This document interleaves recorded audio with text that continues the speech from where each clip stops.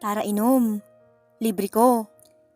Aya ni Jade sa barkada nang sabay-sabay kaming lumabas ng kumpanya. G, wika ni Allen na kahit saan mo dalhing inuman ay hindi tatanggi. Kaya ganun na lang kalaki ang tiyan niya dahil wala pa yata siyang araw na pinalampas sa pag-inom. Teka, magpapaalam lang ako sa boyfriend ko. Wika ni Bernard, saka kinuha ang phone para mag-text. Isa pa to, mas malaki pa ang katawan sa akin pero baliko. Wow, haba ng hair ni bakla. May boyfriend ka? Natatawang sabi naman ni Allen sa kanya. Of course. Ni-flip pa niya ang kanyang imaginary hair, saka umirap. Tinignan ko naman si Samantha na nakangiti kila Bernard. Naknang, pati ngiti niya ay nakakahawa. Yung ganda niya ay hindi nakakasawang tignan. Habang patagal ng patagal, ay paganda siya ng paganda. Yung katawan niya na malambot at makinis ay nakakapang-init.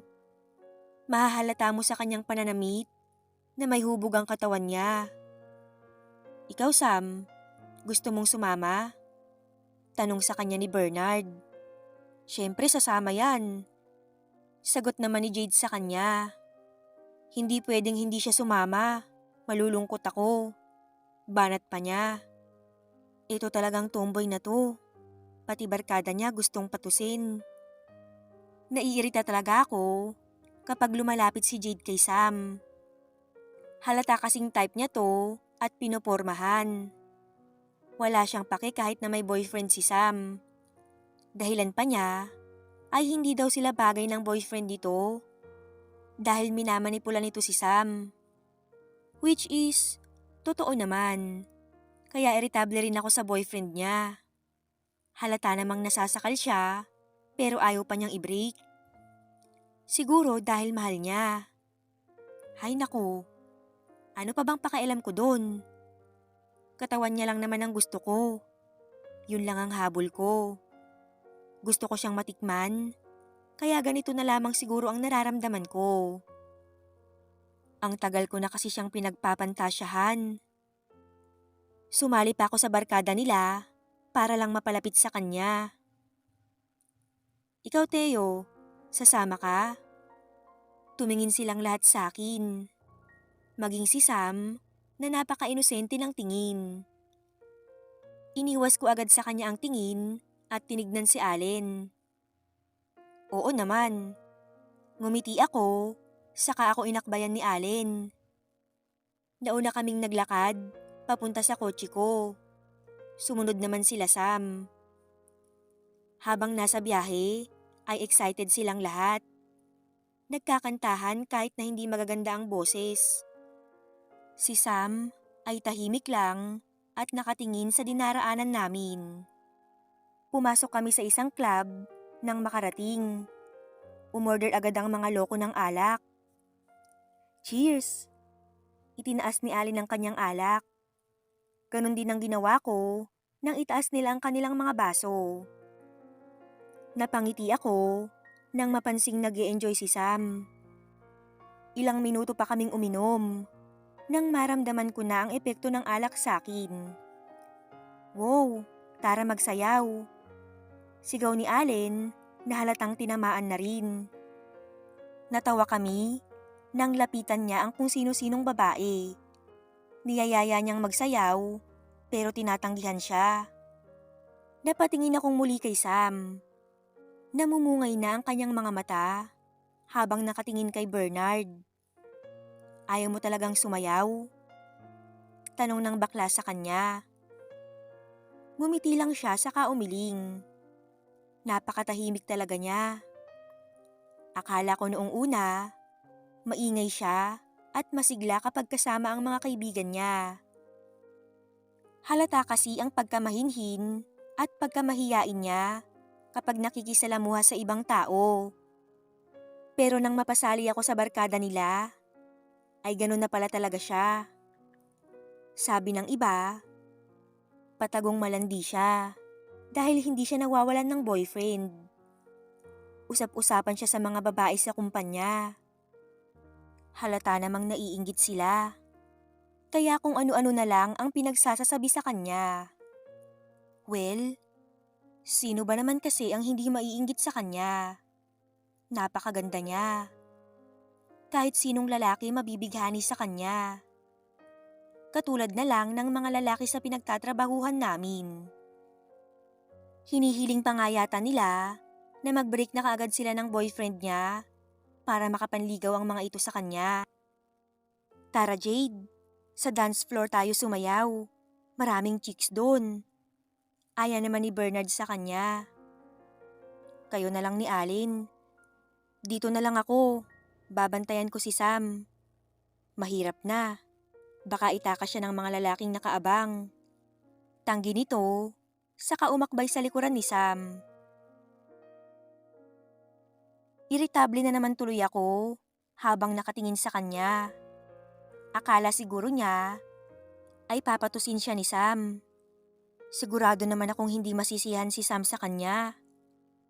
Ang nai-imagine ko ay ako at si Sam ang magkasama.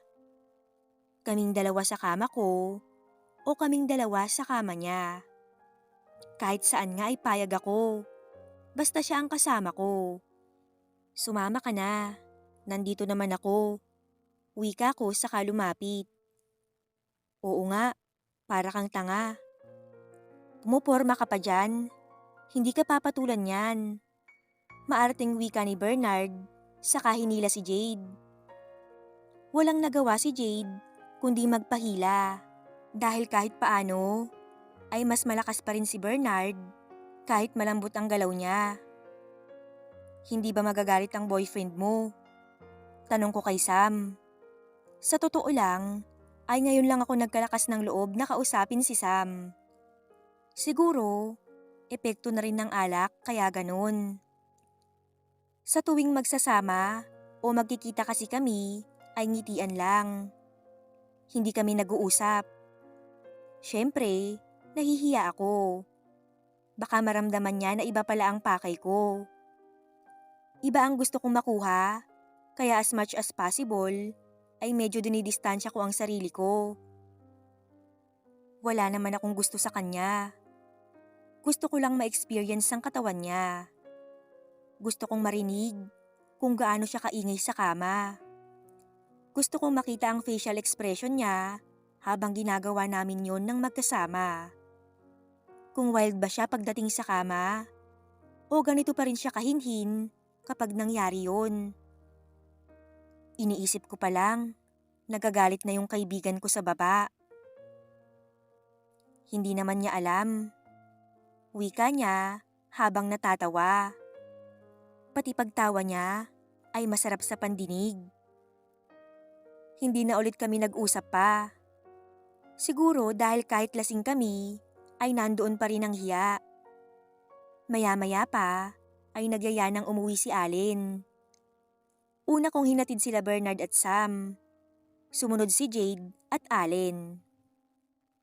Pauwi na ako nang may madaanan akong grocery store. Huminto muna ako panandalian at saka pumasok para bumili ng nakabatel na iced coffee. What do you want? Narinig kong tanong ng isang lalaki na papunta rin sa pwesto ko. You. Malandi namang sabi ng babae. Narinig ko ang tunog ng halikan. Hindi ko na sana papansinin, kaso napansin kong pamilyar ang lalaki. Ganun na lamang ang gulat ko nang tuluyang makita ang mukha niya. Yung boyfriend ni Sam. Siraulong lalaking to. Di hamak naman na mas maganda pa si Sam kesa sa babae niya. Pasimple ko silang pinicturan at sinend agad sa GC. OMG! San yan? Agad nag-react si Bernard sa picture at nag-reply. Dito sa 7-Eleven. Reply ko naman pabalik. Matapos kong magbayad, ay lumabas na ako. Sabi ko na nga ba't hindi matinuyang lalaking yan. Nabasa kong chat ni Bernard. Siguro naman ngayon ay may rason na si Sam para i-break ang boyfriend niya. Kinaumagahan ay nakasabay ko sa pagpasok sila Sam at Bernard. Good news! Nakipag-break na si Sam sa boyfriend niya. Tapos kagabi, nagpupumilit yung mukong nakausapin si Sam. Tawang-tawa nga ako dahil natakot ang gago. Tumatawang ani Bernard. Samantalang si Sam ay tahimik lang. Mukhang hindi ka man lang umiyak ka. Mangha kong sabi nang makita ang mata ni Sam. Hello? Bakit niya naman iiyakan yung manloloko? Wika ni Bernard. Napangiti ako sa sinabi nito. Kung talagang mahal niya nga ang lalaki, kahit papano ay iiyakan niya to. O kaya ay hahabulin. Kung ganon, hindi niya talaga ito ganon kagusto. Ngunit makalipas lang yata ang 1 linggo, ay nagkaroon na naman siya ng boyfriend. Sa bagay, si Sam yan. Hinding-hindi yan nababakante. Kaso yung napili niya ay masyado namang seloso. Kahit kailan talaga ay hindi siya magaling pumili o kumilatis ng lalaki. Isang araw ay nagkaroon ng party na ginanap sa apartment nila Sam. Kumain muna kami bago uminom ng alak. Sa sobra yatang kasiyahan ay nakalimutan na ang oras ng uwi namin. Nagulat na lamang ako dahil inabot na kami ng 12:00. Hindi na ako makakauwi sa apartment ni kuya nito dahil siguradong pagagalitan ako. Iuwi mo na tong mga to. Lasing na oh. Halos di na makatayo si Allen. Wika ni Bernard. Si Jade naman ay sumusuka na. Dito na lang sila matulog. Biglang nagsalita si Sam na ikinagulat ko. Sigurado ka bakla? Tanong ni Bernard sa kaibigan. Sa lapag na lang sila matulog. Wika pa nito. Magkasama kasi sa isang apartment si Bernard at Sam. Bakla naman si Bernard, kaya hindi ito binibigyan ng mali siya ni Sam. Naglatag ng isa pang foam sa lapag si Bernard at tinulungan ko siyang ihiga roon si Allen at Jade. Pang-2 tao lang ang foam na yon, kaya napakamot ako sa ulo. Paano yan? Walang higaan si Theo. Ani Bernard. Malaki naman ang kama. Kasya na tayong 3 dyan. Mas nagulat ako sa sinabi niya. May tiwala siya sa akin kahit hindi kami ganun ka-close. Binuksan ni Bernard ang speaker, saka nagpatugtog. Dumiretso siya sa kama, saka humika. Sa dulong parte siya pumuesto. Kaya napalunok ako. Dahil paniguradong magtatabi kami ni Sam. Maliligo lang ako. Wika ni Sam.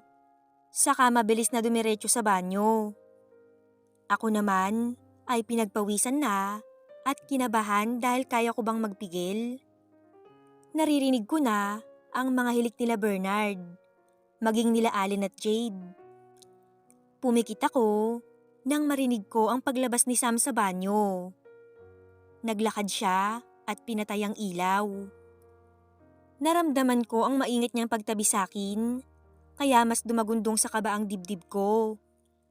Ilang minuto pa nang maramdaman kong humarap siya sa akin. Alam ko yun dahil tumama ang kanyang hininga sa leeg ko. Sam, tulog ka na? Mahina akong bulong. Hindi ako makatulog. Malambing niyang sabi.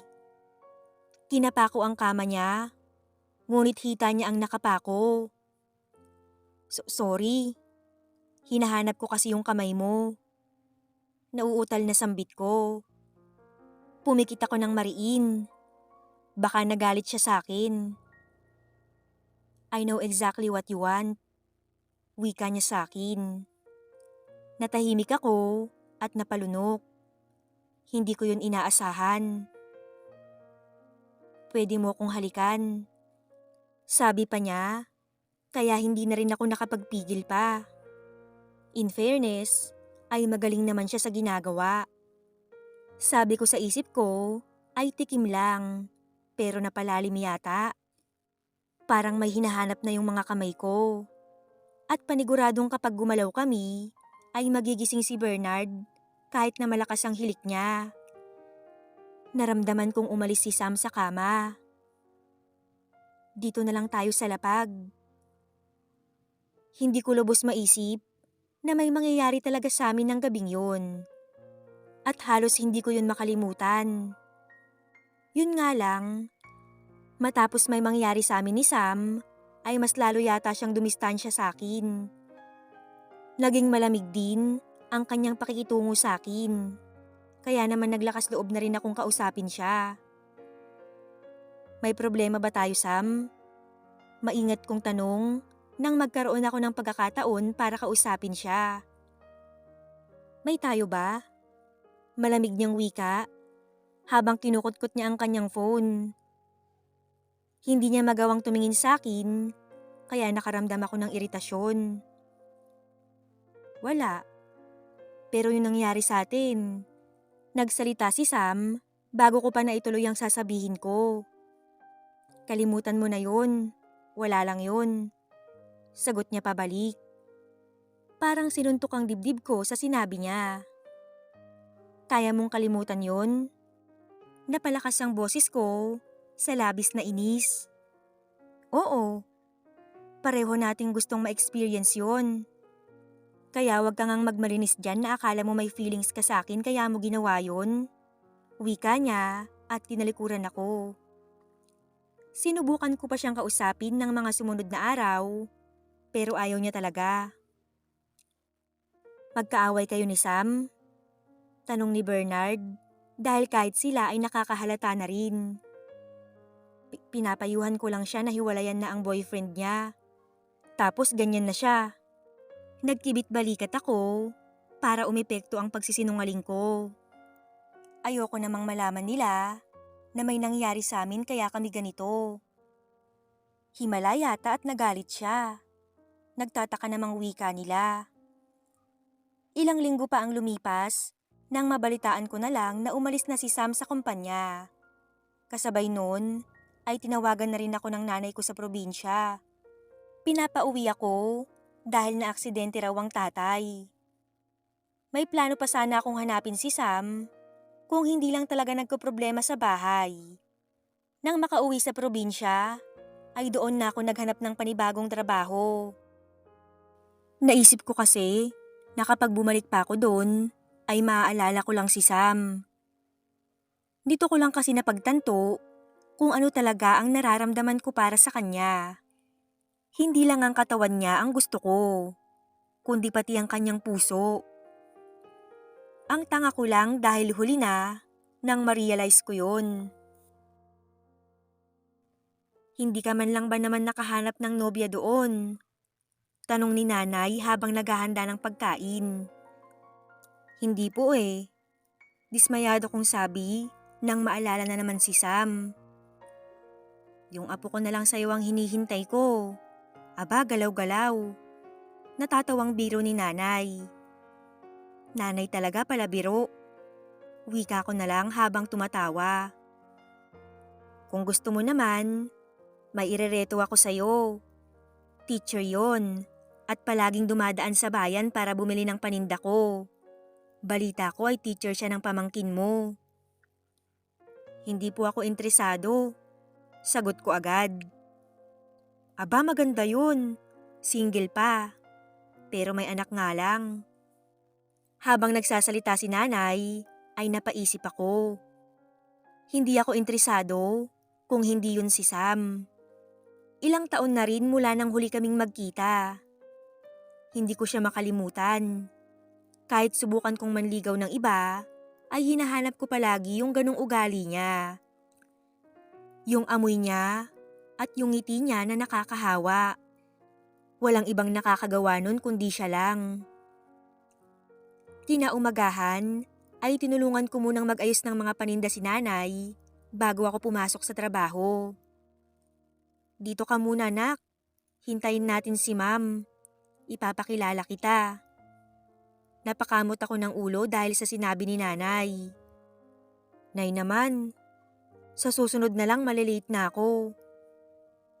Ayan na yung anak niya. Excited niyang sabi habang nakatanaw sa bata. Malapad ang ngiti ng bata habang tumatakbo papunta sa direksyon namin ni nanay. Nasaan ang mami mo? Tanong ni nanay sa bata. Dun po.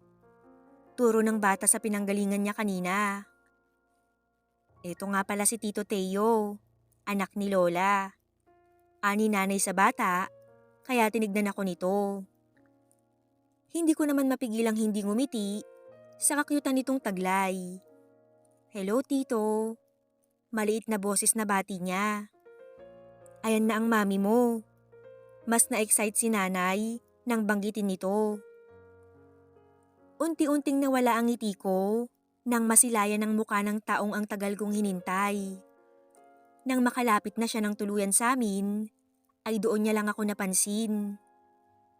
Nawala din ng malapad niyang ngiti. Samantha, hindi makapaniwala akong wika.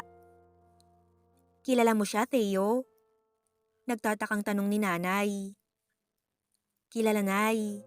Kilalang kilala. Naramdaman kong nataranta siya at hinawakan ng kamay ng anak niya. Ibig sabihin nagkaanak sila ng dati niyang boyfriend. Iniisip ko pa lang ay nasasaktan na ako. Uy Theo, ikaw pala. Small world. Pilit siyang tumawa. Dito talaga ako nakatira.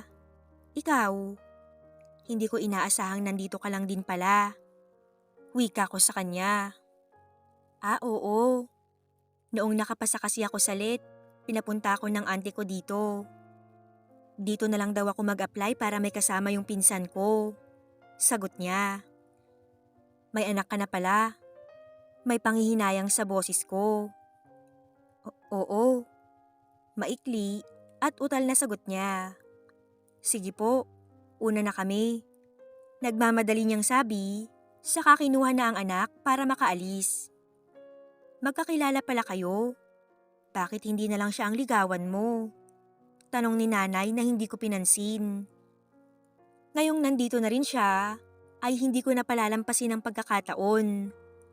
Wala akong pakialam kung may anak siya, basta lilinawin ko ang lahat sa kanya at liligawan siya. Alam kong mabilis, pero matagal akong naghintay. Ayoko nang sayangin ang pagkakataon. Pwede bang manligaw?